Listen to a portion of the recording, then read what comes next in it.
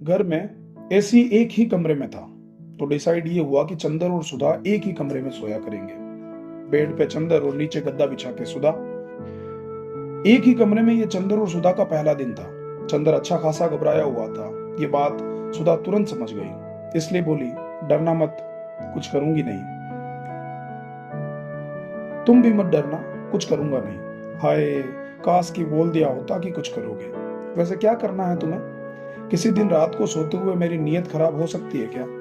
नहीं, फट्टू हो तुम। तुम्हारी तो नहीं होगी, हाँ मेरी हो सकती है। यही से नीयत डोल गई तो क्या करोगे? वही जो करना चाहिए। क्या भजन गाना शुरू कर दूंगी ताकि मन में सेक्स के बुरे ख्याल ना आए? पहले बताना था ना, पहले ही डबल बेड ले लेता। सोचा था शादी के बाद लूंगा। इंडिया का यही प्रॉब्लम है यार। क्या? यही कि हम शादी को डबल बेड और डबल बेड को शादी समझ लेते हैं। चलो सो जाओ, अब ज्यादा बातें करोगे तो मेरी नीयत कभी भी खराब हो सकती है। पता चला सुबह फटे हुए कपड़ों में चादर में लपेटे हुए रोते हुए मिलो। लाइट ऑफ कर दो, मुझे लाइट से कोई दिक्कत नहीं होती। स्विच तुमसे ज्यादा पास है, मैं लाइट बंद नहीं करूंगी, जिसको दिक्कत होती है वो करे। हद है यार, बड़ी अजीब हो तुम। हाँ हूं। तो कोई प्रॉब्लम है?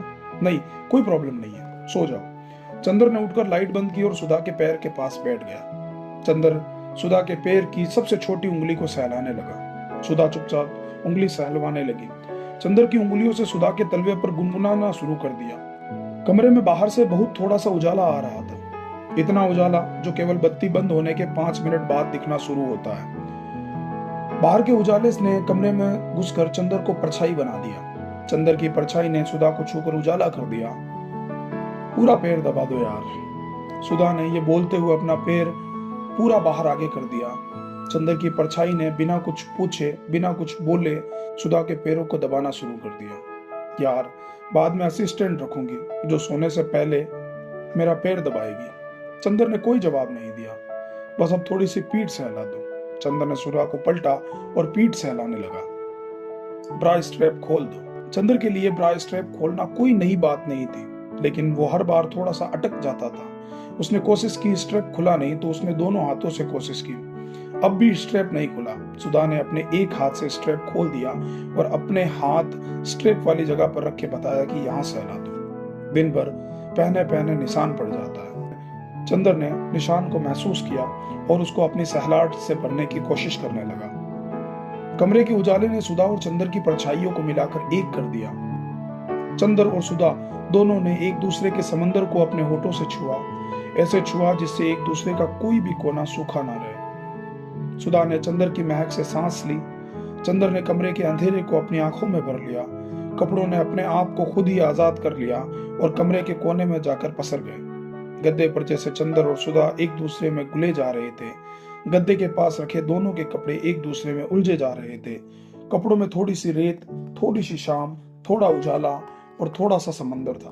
चंदर और सुधा वो महसूस कर रहे थे जो दुनिया के पहले आदमी ने दुनिया की पहली औरत के साथ महसूस किया था। ठीक उतनी देर चंदर दुनिया का वो पहला आदमी बन गया था और सुधा दुनिया की वो पहली औरत। तब तक लोगों ने बोलना नहीं सीखा था और वो बिना मिलावट किए केवल छूकर बात किया करते थे। चंदर और सुधा ठीक उतनी देर अपनी बोली, अपनी भाषा भूल चुके थे।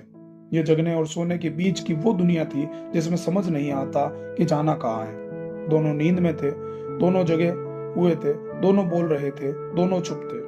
कपड़े सूख कर भीग चुके थे। चंदर सुधा के कंधे पर सिर रखकर छुप गया था। सुधा के बाल चंदर के चेहरे की चादर बन गए थे। एक बार में चंदर का जितना हिस्सा सुधा को छू सकता था, उतने हिस्से में सुधा को समंदर महसूस हो रहा था। दुनिया अपने वजूद पर खुश थी। रात सुबह के इंतजार में अपना रंग बदल रही थी। तारे छुट्टी के लिए टिमटिमाकर गिड़गिड़ा रहे थे। सुबह ने अपने होने से पहले रात की पीठ को सहला दिया था। रात भर बेड ने चंदर का इंतजार किया।